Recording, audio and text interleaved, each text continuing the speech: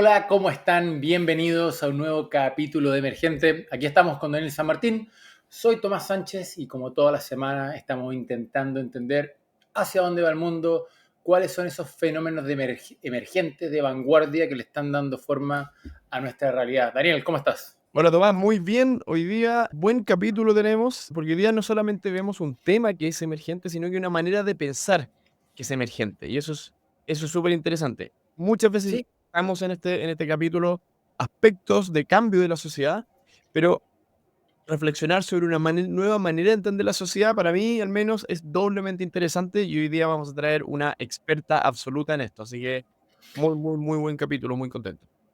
tal cual. Hoy día tuvimos el honor de tener como invitada a Janet von Woldersdorf. No, creo que lo dije mal y pobre Janet me va a matar por destruir su apellido. Pero ella es la autora de La fascinante complejidad de nuestros sistemas. Y la verdad es que es un libro muy bueno que, como Daniel decía, nos da una nueva forma de pensar, es decir, dejar atrás un poco el pensamiento cartesiano, este que entiende todo en base a la subdivisión de sus partes, y al mismo tiempo lo que ella plantea, y es cómo nos organizamos o cómo diseñamos nuestras instituciones sociales o políticas con una mirada sistémica y no con una mirada de antaño. Y la verdad es que es una conversación fascinante. Tuvimos una conversación de 40 minutos, pero esto da para discutirlo un año. No, sí, la verdad que, además una persona muy versada, que explicaba los conceptos de manera muy clara, dando ejemplos específicos, porque definitivamente no es fácil explicar una nueva manera de entender el mundo, porque sistemas complejos y las ciencias de la complejidad son en definitiva eso, una nueva manera de conceptualizar nuestro entendimiento del mundo y explicar eso no es fácil, no es fácil. Lo logra muy bien, así que los dejamos invitados para escuchar nuestra tremenda entrevista a Janet. Y no voy a pronunciar su apellido, solamente voy a decir a Janet. Oye, antes de ir con la entrevista, no nos podemos olvidar de quienes hacen esto posible. Primero que todo, todos nuestros Patreons. Gracias a cada uno de ustedes por ponerse con un par de dólares para poder hacer esto posible. Después, a nuestros auspiciadores, valoriza, porque si la verdad es que ustedes están pensando en cuánto vale su empresa, ustedes están pensando en cómo crecer más rápido y para crecer más rápido están pensando en que se podrían comprar otra empresa. O bien, usted dice, hasta aquí llegó esta aventura profesional y tal vez es el minuto de vender la empresa. Bueno, en todos esos procesos que son bastante técnicos, complejos, políticos, que implican un montón de conocimiento en finanzas corporativas y en estrategia de negocio, Valoriza puede ser el partner que ustedes están buscando. Y quiero agregar brevemente que además Valoriza tiene un tratamiento muy personalizado, muy boutique, que cubre todos los aspectos y que va a estar definitivamente día a día contigo y no solamente estos expertos lejanos, sino que de verdad te van a apoyar en estos procesos que para muchos emprendedores, para muchos dueños de negocios, pueden ser complejos, precisamente. Exactamente. Si no saben dónde encontrarlo, vayan a valoriza.com y sin duda van a poder ponerse en contacto con alguno de los socios que les podrá dar una mano en cualquiera de sus desafíos. Y porque no solo de comprar y vender empresas vive el hombre o la empresa, es que también tenemos que pensar es que a la hora de hacer publicidad en un mundo cambiante como el de hoy día, hay que hacerlo con una empresa que esté a la vanguardia, con una agencia de publicidad que esté actuando como en el futuro. Y ellos son nuestros amigos de Raya, ¿cierto, Daniel? Sí, Raya, una agencia de publicidad, pero que ellos ya están adelante en varios temas. Si ustedes se meten a su página raya.cl, verán lo avanzados que están. Por ejemplo, en particular, algo que a mí no me deja de sorprender, la oferta que ellos tienen con Wave, que es una plataforma para crear influencers utilizando inteligencia artificial. Así que de verdad, Raya está en la vanguardia. Si quieren una agencia de publicidad que de verdad pueda acompañarlo en estos tiempos cambiantes, esa es Raya, raya.cl. No, lo interesante de Raya es que es una agencia integral, es decir, va más allá de solamente la publicidad o la creatividad, sino que tienen justamente un laboratorio donde están creando innovaciones disruptivas que puedan ayudar a sus clientes a impactar a los clientes de sus clientes, ¿cierto? Tienen una pata de consultoría, tienen un tremendo conocimiento en tecnología, en data, en media, y tienen también la capacidad de producir eventos, de implementar diferentes soluciones, es decir, son una agencia integral que están con una pata en el futuro. Por lo tanto, si quieren saber más de lo que ellos pueden hacer, visítenlos en raya.cl. Habiendo dicho eso, no nos queda más que introducirlos, presentarlos a la conversación con Janet. se nos olvidó mencionar, ella es miembro del Consejo Fiscal Autónomo, ella fue también miembro de la Bolsa de Comercio de Santiago, ha tenido una tremenda y destacada trayectoria profesional, por lo tanto, nuevamente agradezcamos el lujo de conversar con ella.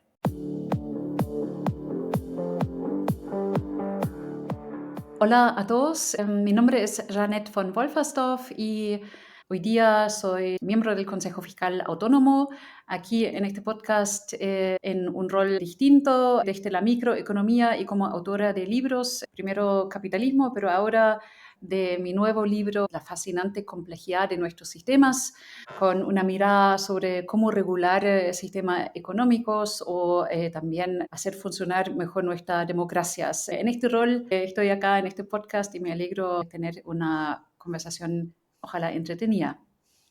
Buenísimo. Janet, primero que todo, darte muchas gracias por tu tiempo, por tu buena onda y disposición a conversar con nosotros.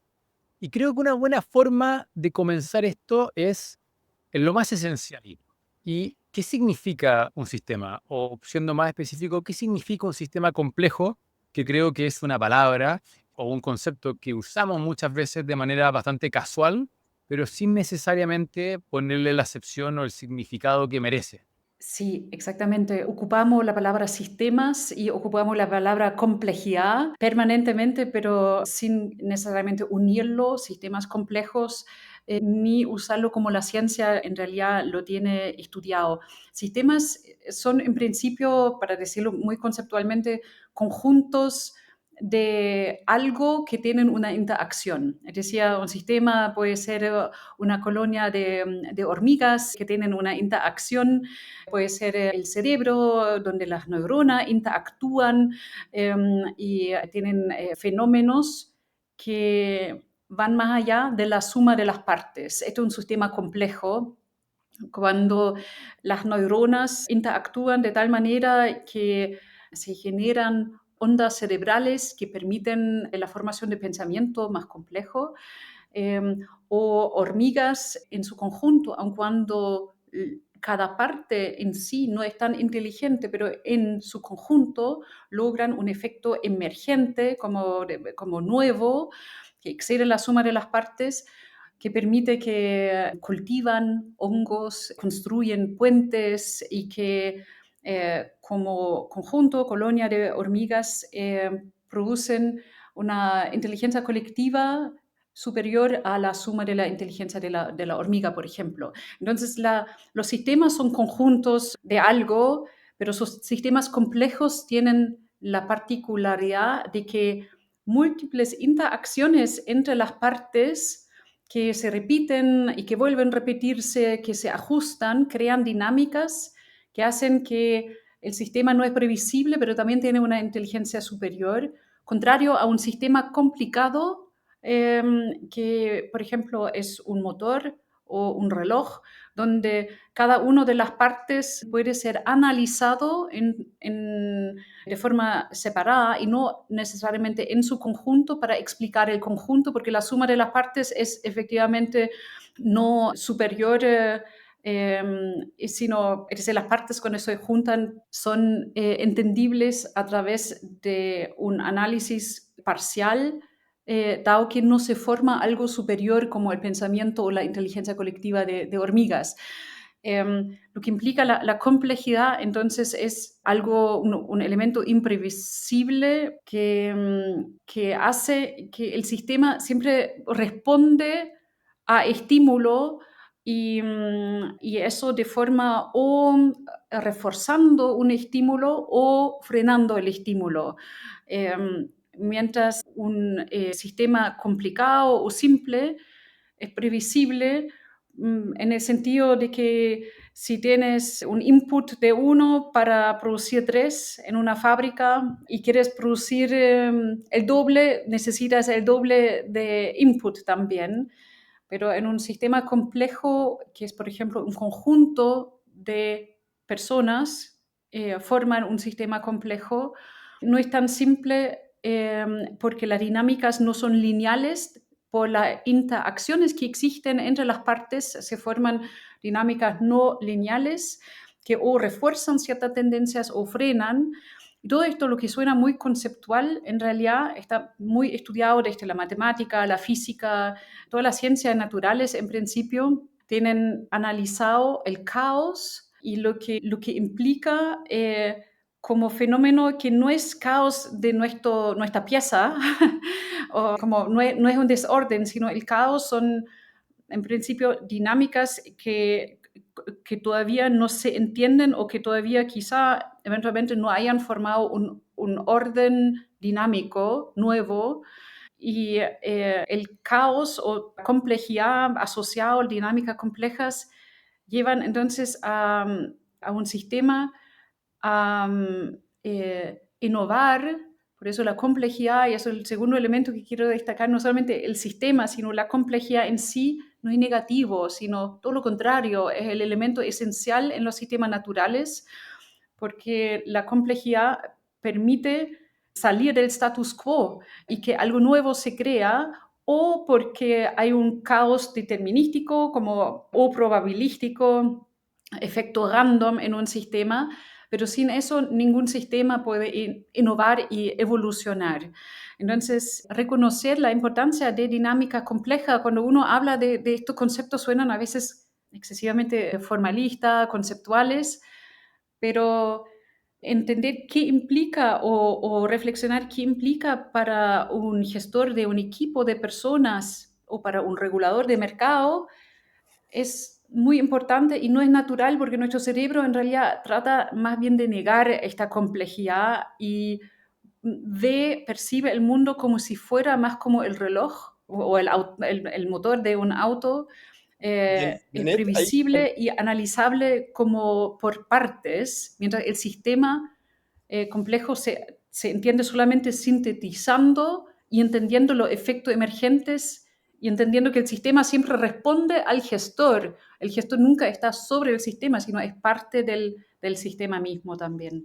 sí, ahí perdona porque diste un par de ideas muy interesantes sobre las cuales quería recogerme para ir guiando la conversación de manera de que la gente que nos está escuchando, mucha gente muy curiosa, que lee mucha ciencia, pero la verdad que estos conceptos son, por ejemplo, en el colegio, históricamente nos enseñan a pensar de una manera analítica, ¿no? A la mayoría en los mayores sistemas educacionales me atrevería a decir que del occidente, de descomponer los problemas, entender los sistemas por partes. Entonces yo creo que la mayoría de las personas, estoy apostando a esto, pero tiene un pensamiento, está entrenada para pensar de manera analítica, descomponiendo los problemas más que de manera sistémica.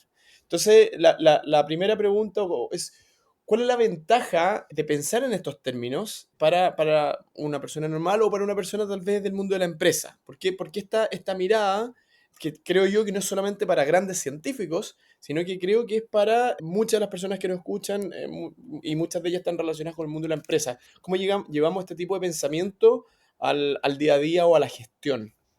O a la gestión, o a la hora de entender la economía, o a la hora de entender la democracia o la política. Lo interesante es de que por estas dinámicas, la calidad de un sistema depende naturalmente de sus componentes o miembros, pero principalmente, incluso más allá de eso, de la interacción entre las partes. Entonces, hoy día vemos que ingenieros informáticos o matemáticos desarrollan sistemas de logística o incluso de funcionamiento de drones, cómo se coordinan los drones cuando vuelan en conjunto, aprendiendo de la forma como funcionan, por ejemplo, hormigas. Y me parece fascinante que el ser humano todavía tiene tanto que aprender de sistemas naturales que a primera vista no parecen ser más inteligentes. Ujú. Cuando uno ve quizá los miembros de cada hormiga, tiene una inteligencia probablemente mayor de lo que uno estima, pero bastante acotada, pero en su conjunto forman una inteligencia de la cual el ser humano hoy día está aprendiendo para hacer funcionar mejor sistema logístico, drones y en otro ámbito también, como en materia optimización de sistemas, uno puede aprender mucho de hormigas, por ejemplo. Entonces, esta idea de que en realidad reglas e incentivos entre las partes definen cuán bien funciona el sistema y cuántas interacciones y cómo funcionan más localmente, porque, por ejemplo, las hormigas no tienen un rey hormiga o hormigo que dicta lo que hay que hacer, sino es una inteligencia bastante colectiva que por eso también es fascinante y de la cual igual el ser humano puede aprender ciertos aspectos y naturalmente no replicar el funcionamiento porque tenemos otros incentivos y nos organizamos de forma diferente. Pero esta idea misma de que la interacción define cuán bien funciona un sistema, la interacción entre las neuronas, la interacción entre las partes del cerebro, aplica también para equipos. Equipos funcionan bien cuando interactúan bien. Interactúan bien cuando sus ondas cerebrales se sincronizan de forma adecuada. Se sincronizan mejor cuando hacen actividades en conjuntos. Y entonces una empresa que quiere tener una predisposición más pro cooperación en un equipo podría fomentar esto aprendiendo de qué fomenta la interacción entre las personas, basado, por ejemplo, en la neurociencia, la medición de ondas cerebrales. Y las capacitaciones en un equipo que tan a menudo, aun cuando todo lo que dije quizás suena como lógico y evidente, pero las capacitaciones en los equipos, en empresas, muy a menudo igual se focalizan más bien en el individuo. Entonces, Daniel, entonces, Tomás, vamos a hacer la política. ¿Qué te falta a ti, Daniel, para tu carrera? Te voy a reforzar en esto, te voy a ofrecer el curso, Claro, etcétera. Y nos enfocamos en los individuos y no necesariamente en las relaciones o en las dinámicas de interacción de los miembros del equipo. exactamente, sí. Janet, Y yo podría incluso tener una superestrella que voy a poner un CEO de una empresa súper innovador que ha hecho un trabajo increíble como dentro de un equipo de otra empresa y pienso que con eso el equipo va ahora a surgir y en una de esas el equipo va a trabajar peor si no veo que la interacción de verdad funciona. Hay muchos estudios sobre eso, por ejemplo, de equipo de básquetbol, que cuando llega la estrella básquetbol a un equipo, en una de esas el equipo entero como conjunto funciona peor por varias razones. Entonces, la primera idea importante para el regulador de mercado, pero también para el gestor en una empresa, es que la interacción es la más importante. Naturalmente, la calidad de las partes también, pero si realmente la interacción es importante, deberíamos consecuentemente tener una gestión también para fomentar la interacción entre las partes, entre empresas, y deberíamos tener forma de medir esto también. Janet, Eso por un lado, y el segundo punto tiene que ver con la dinámica no lineales, porque si de verdad entiendo que yo no puedo dictar lo que quiero que haga el sistema y desentenderme después pensando que el sistema va a hacer lo que yo le dije, sino si entiendo que el sistema va a responder y va a evitar mi regulación o va a tratar de cumplirlo con el menor esfuerzo posible. Así funciona en sistemas naturales y también en sistemas en los cuales participan humanos o diseñados por el ser humano. Debería entender que, por ejemplo, gestionando un proyecto, debería tener probablemente una cantidad excesivamente más grande al inicio de un proyecto de personas para tener tiempo para testing iterativo, afinar el producto o el servicio que quiero crear con tal de que minimizo errores después. Es decir, puede ser contraintuitivo, pero si necesitaría 10 personas para diseñar un producto, en una de esas debería contratar 15 porque tengo que producir más rápido las primeras versiones para tener tiempo del testing, porque al final, aún más testing y iteraciones que tengo para afinar la calidad del producto o servicio, aún mejor va a salir y me voy a ahorrar después costosas reparaciones o héroes que después tienen que arreglar todos los problemas hasta las 4 de la mañana trabajando de emergencia para salvar el proyecto con sobrecosto, etc. Entonces, todo esto, por ejemplo, lo muestra muy bien el profesor John Sterman del MIT, que tiene un simulador de gerencia de proyectos, donde uno puede ver estas dinámicas y entender cuán contraintuitivos son a veces aplicar el conocimiento de sistemas complejos a la hora de gestionar proyectos, por ejemplo. Janet, y una pregunta, y haciendo zoom out durante un segundo y pasando de la empresa tal vez hacia la economía, ¿cierto? Algo que tú describes muy claramente en tu libro es cómo la economía empieza de una u otra manera a defender ciertos modos o ciertas tendencias por una serie de retroalimentaciones positivas, ¿cierto? Ujú. Los sistemas, y de hecho es algo que Daniel habla muy claramente en su libro, de alguna manera construyen complejidad para ser capaces de defenderse de la entropía del entorno. No sé si Ujú. Daniel aceptaría esa frase tratando de- de parafrasear tu libro. Pero en este caso, Janet lo explica muy claramente cómo en la economía hay ciertos patrones de retroalimentación positiva que de alguna manera perpetúan ciertas dinámicas que no son tan beneficiosas para la sociedad. Como por ejemplo, la concentración de mercado, ¿cierto? Entonces, mi pregunta, Janet, es si nos puedes brevemente explicar ese fenómeno y al mismo tiempo tratar de entender, bueno, cómo un regulador o una sociedad empieza a hacerse cargo de los fenómenos complejos que se dan en su sistema, porque me da la sensación, y es parte de lo que tú planteas en el libro, de que no tenemos la institucionalidad diseñada para Mm. lidiar con sistemas complejos. En este caso, por ejemplo, la Sí, economía.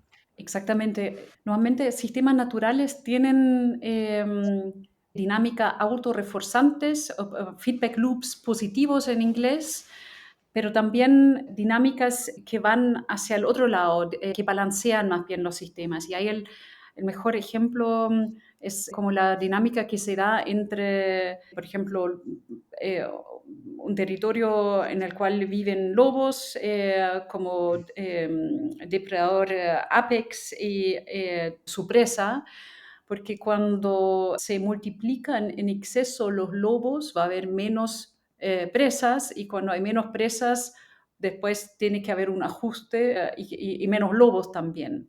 Entonces, la cantidad como ahí en un sistema natural nunca está en equilibrio, sino en un equilibrio dinámico. Es decir, como se dice o muy a menudo se cita que es como bailar alrededor de un dinámico, como que es alrededor de un equilibrio que es dinámico.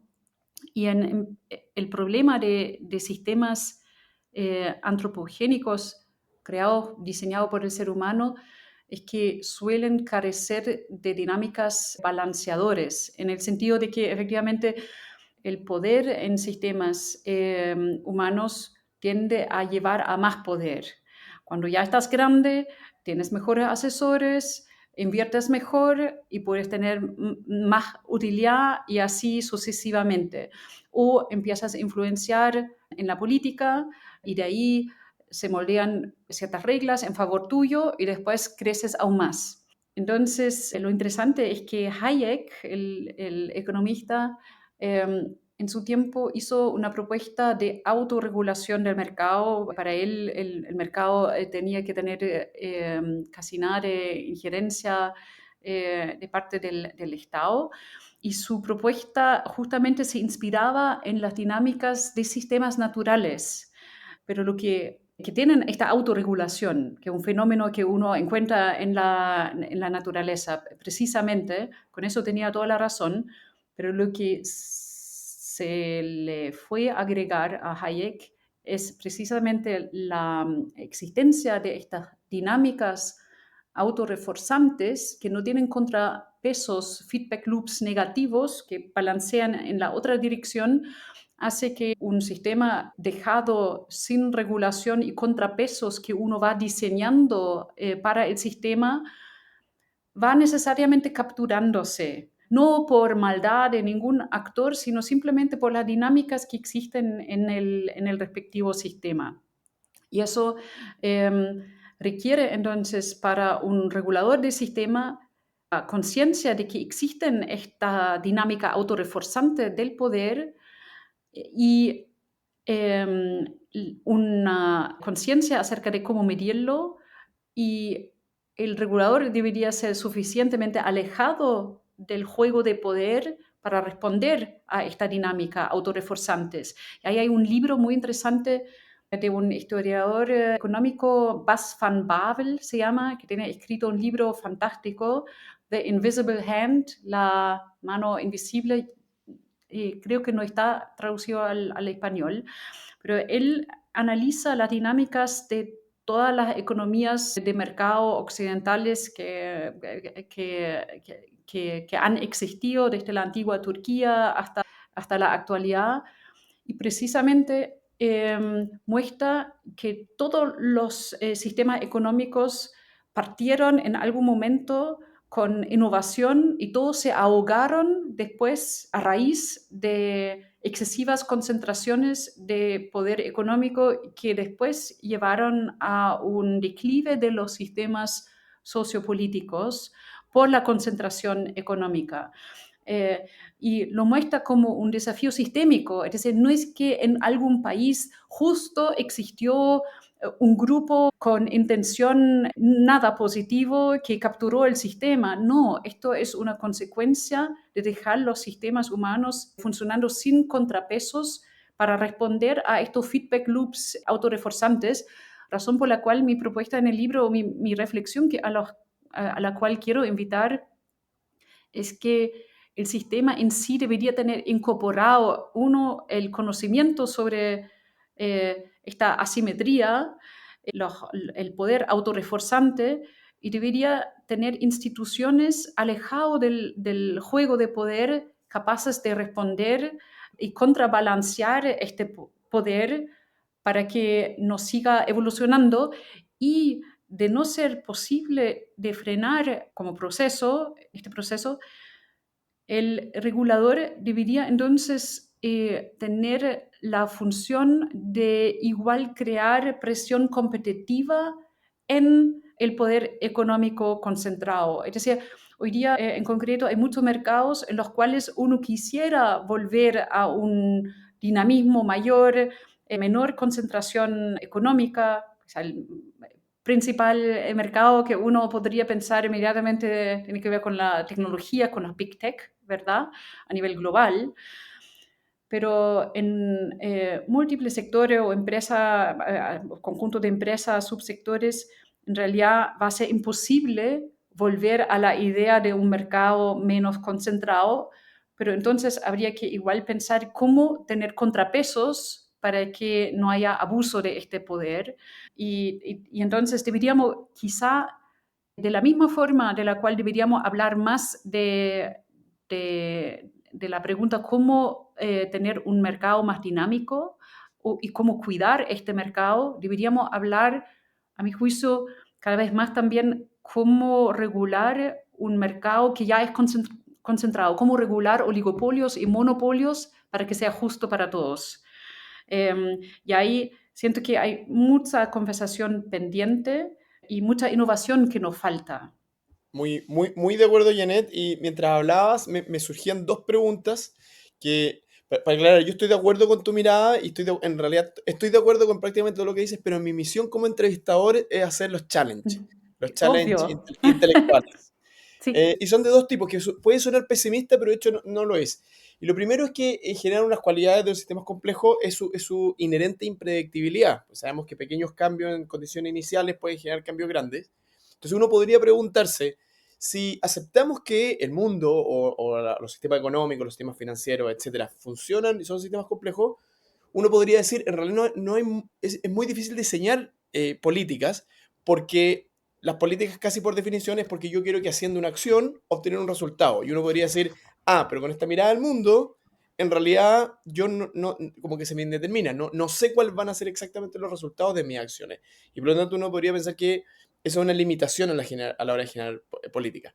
Y lo segundo, y tal vez más fuerte filosóficamente, es que también por definición los reguladores son parte del gran sistema. Exacto. Entonces, como que cuando uno lo habla sin explicarlo bien, uno dice es como que hubiera un ente, otro sistema que fuera regular al sistema grande, por decirlo. Pero Mm, en realidad están todos vinculados. Entonces uno podría, una persona pesimista o hasta nihilista mm, podría decir, mira, la verdad que este mismo sistema regulador está tan determinado por el sistema grande que es imposible meter un curso diferente al que el gran sistema ya tiene. Y todos los fenómenos autorreforzantes van a terminar mm, necesariamente impactando en este ente regulador. Esa podría ser una mirada mm, negativa. Entonces, de nuevo, hago estos mm. dos como críticas a la perspectiva que tú presentas.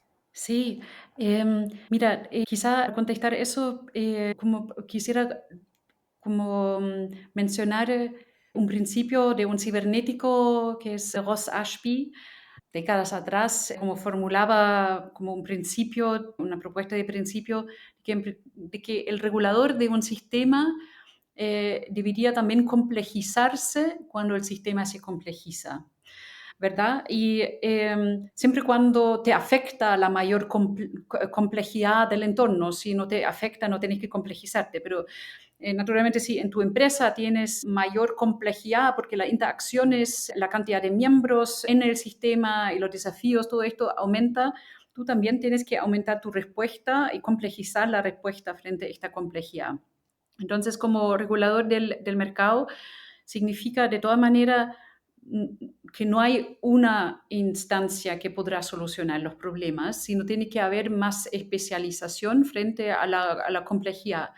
Es decir, la inteligencia artificial, que son sistemas complejos también, nosotros deberíamos tener en futuro agencias especializadas en saber monitorear y regular las inteligencias artificiales. Y esto no puede hacerse con una ley porque la inteligencia artificial va a responder a las reglas. Tú tienes que adaptar las reglas. Entonces, es decir, tú tienes que saber hacia dónde debería evolucionar o no evolucionar. Y según este objetivo del regulador, tú deberías ajustar tus instrumentos, tus leyes, entre comillas, porque no pueden ser leyes rígidas, tienen que aprobarse mucho más a tiempo de lo que suele ocurrir con leyes y tienen que adaptarse después, porque el sistema reacciona, como tú dices, el regulador es parte del sistema.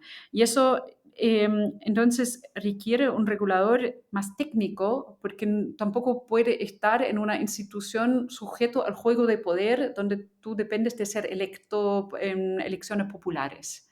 Porque ahí se mezcla todo, se mezcla después la ley sobre la inteligencia artificial, se va a negociar un artículo de esto como trueque para que una bancada apruebe después la ley de reducir el azúcar, no sé, pero en el juego de poder nada vale en sí solo, sino todo se negocia. Y todo tiene intereses también atrás que tienen que ver con la dinámica de elecciones.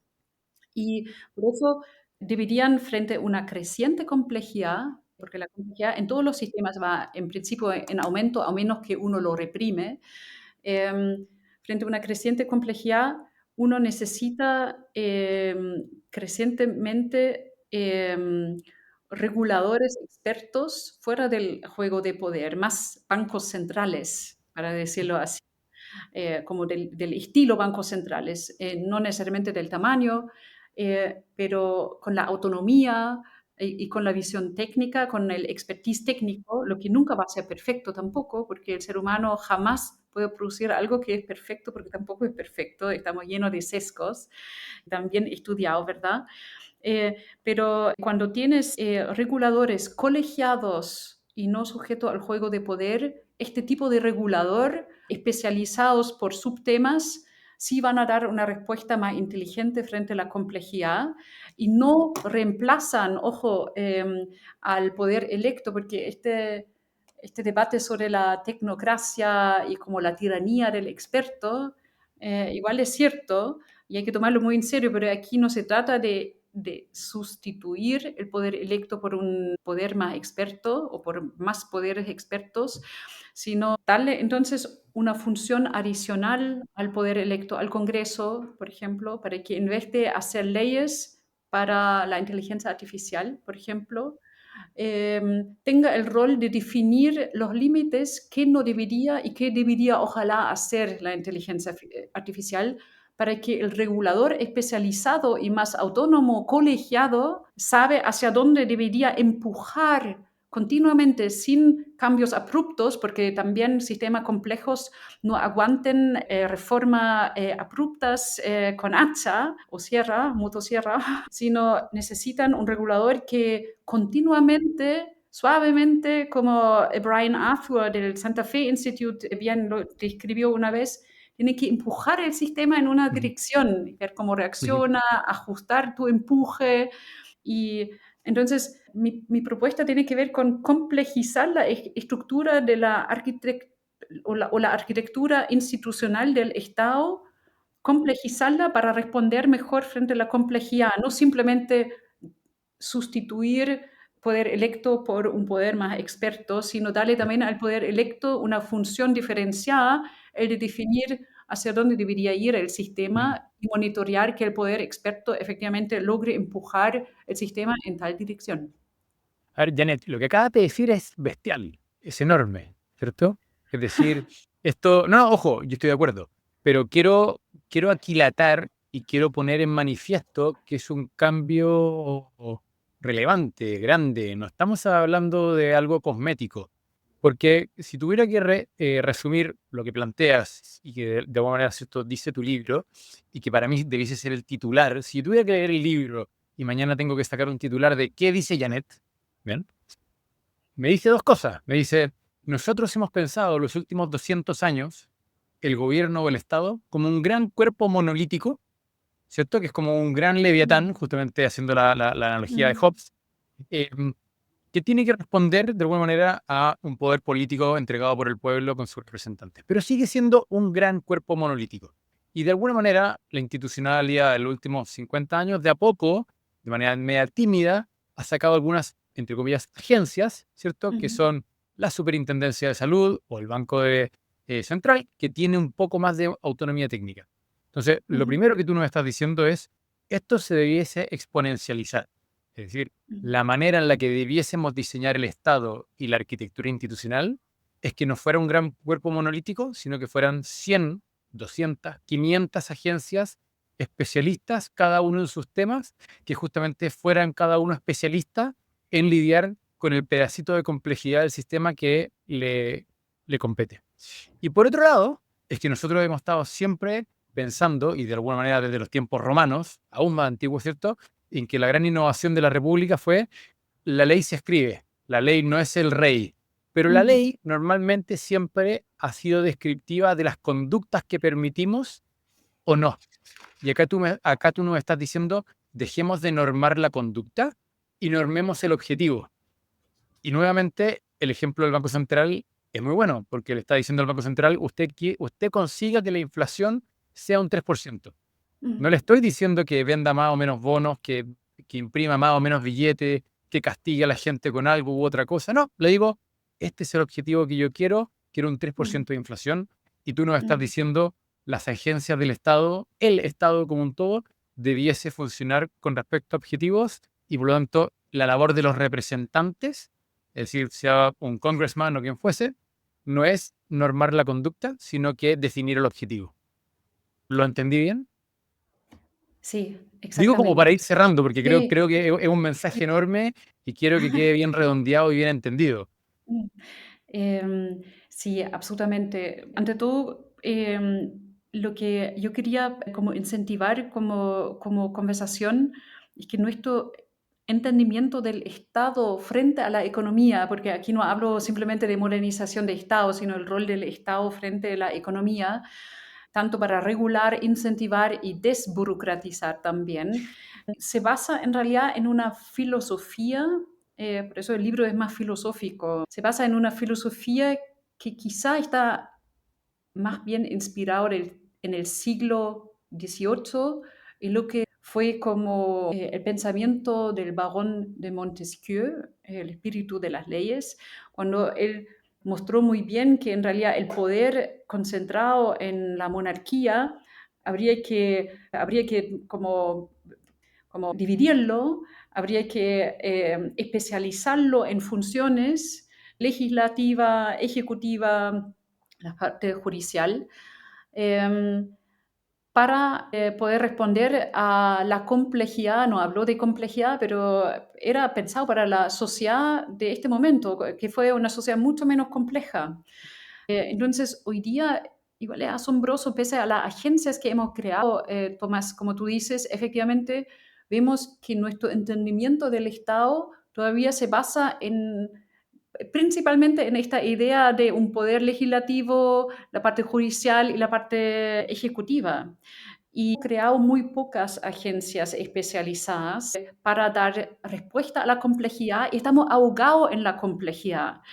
Ningún buen político, ningún profesional podría realmente funcionar bien en este sistema porque leyes no pueden regular sistemas complejos. Entonces, la propuesta no es crear 500 instituciones estatales para que no quede como titular, por favor.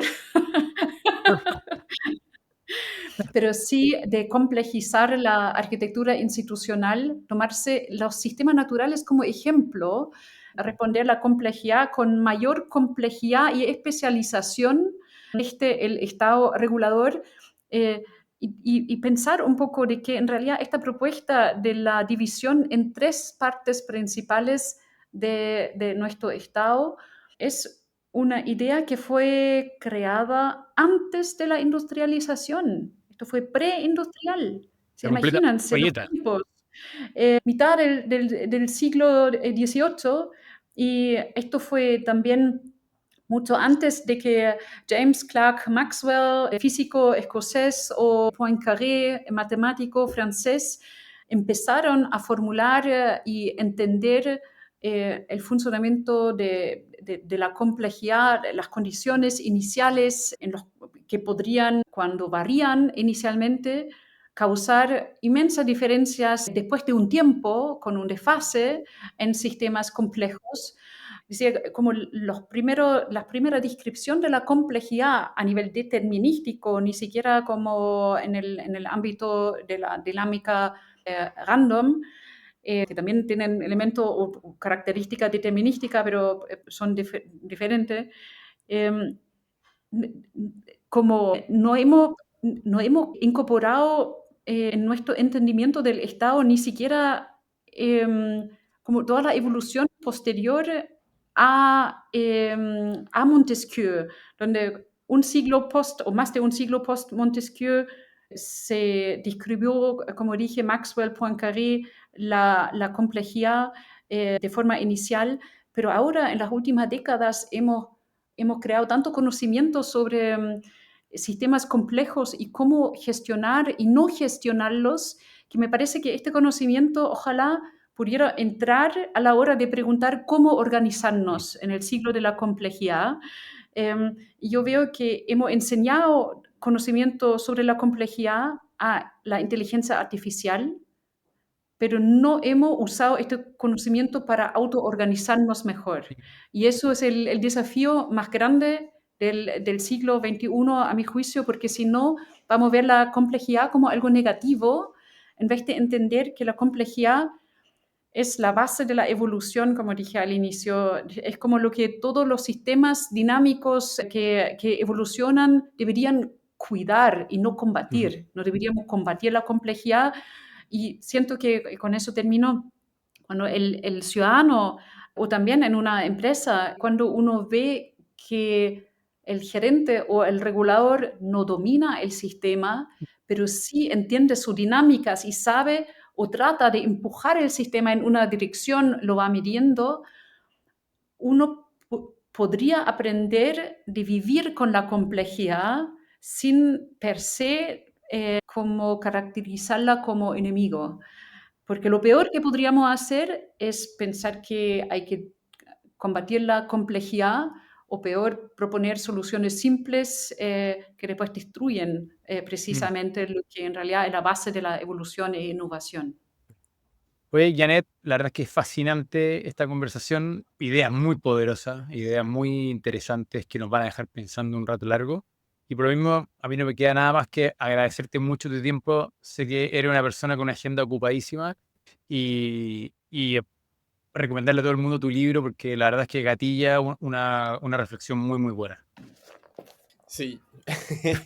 Muy bien. No, yo lo voy a promocionar de verdad, en todos nuestros círculos, porque creo que esta nueva manera de entender, que en realidad, como dices tú, no es tan nueva, pero que Mm, está en el mundo académico hace mucho tiempo, en el mundo de las ciencias naturales, en ujú. ciencias sociales también, Luhmann, etcétera.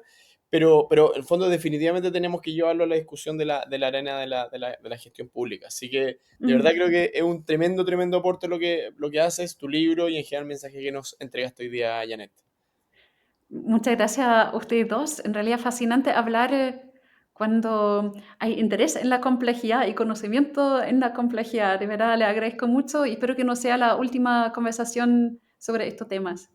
No, sin duda. Feliz de tener otro capítulo extendido al respecto. Absolutamente.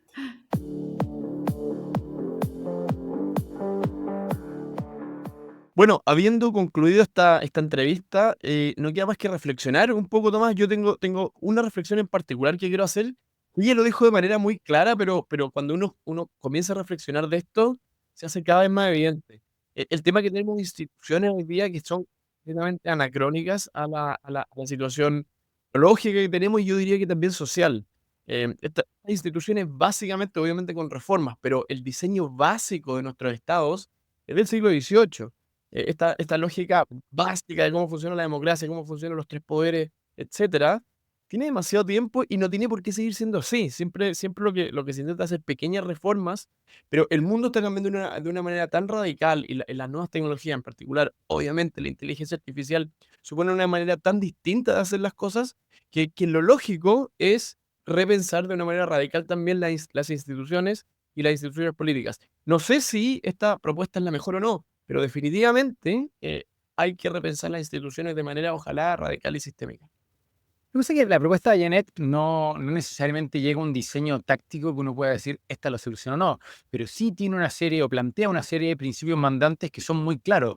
Haciendo el acento nuevamente en lo que tú acabas de decir, en que tenemos un diseño institucional completamente anacrónico y obsoleto porque fue hecho y pensado para un paradigma sociocultural de hace 200 años atrás, también es interesante lo que se desprendió de nuestra conversa y que tú lo decías muy claramente al principio, y es que en los sistemas complejos son, por definición, poco predecibles, por lo tanto, esta causa buscando un efecto más adelante no es tan claro, y por lo tanto también queda atrás esta mirada donde uno decía, bueno, nosotros elegimos a un gobernante para que, entre comillas, gobierne, slash, controle lo que pasa en la sociedad, lo que pasa en la economía, lo que pasa en un montón de cosas. Y nos damos cuenta que cada día menos tienen control o cada día más tienen menos control, no sé cómo decirlo, pero se entiende el punto, y es que en el fondo son jugadores probablemente con las herramientas incorrectas y al mismo tiempo con un paradigma de control obsoleto y por lo tanto no son efectivos.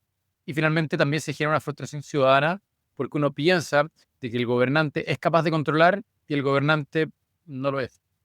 No, no, exactamente. Y esto genera también, creo yo, una invitación, porque al final, esta lógica de que alguien tiene que pensar una nueva manera o que esta solución va a venir de algún lado, también es anacrónica. O sea, la solución va a ser emergente, va a venir de la misma sociedad. Hay un llamado, creo yo, a todos nosotros de repensar las instituciones. ¿Cómo, cuándo, por qué y dónde? No lo sé, pero sí creo que está, y llevar la línea del espíritu de nuestro podcast de gente, repensemos nuestras instituciones y definamos la mejor manera de hacerlo. Claro, y ese repensar las instituciones tiene que ver también con apoyar y con respaldar a candidatos, a representantes, ¿cierto? Que tengan esta línea de pensamiento que de alguna manera enunciaba Janet, que es bastante gruesa y estratégica, pero sigue siendo cierta. Y es uno, necesitamos más entes autónomos y técnicos, y que muchas veces hay una buena parte del sector político que no le gusta los entes autónomos, no le gustan los entes técnicos, sienten que se alejan de una otra manera y que no los pueden controlar y dice, bueno, es que yo no quiero que controle, comillas, al Banco Central o a quien sea, un representante que le está mandatando cómo hacer las cosas cuando no es experto. Y uno lo que sí tiene que mandatar, y acá viene el segundo concepto, es el objetivo. Y que por lo tanto pensemos que realmente las leyes del futuro no son leyes que rigen la conducta, sino que son los que plantean los objetivos. Exactamente. Pero tema Bueno, gigante que no, yo creo nos da para 300 capítulos más, pero por lo menos dejamos instalado la inquietud. absolutamente. Queridos, un abrazo muy grande a todos y nos estamos escuchando la próxima semana. Un abrazo. Chao, chao.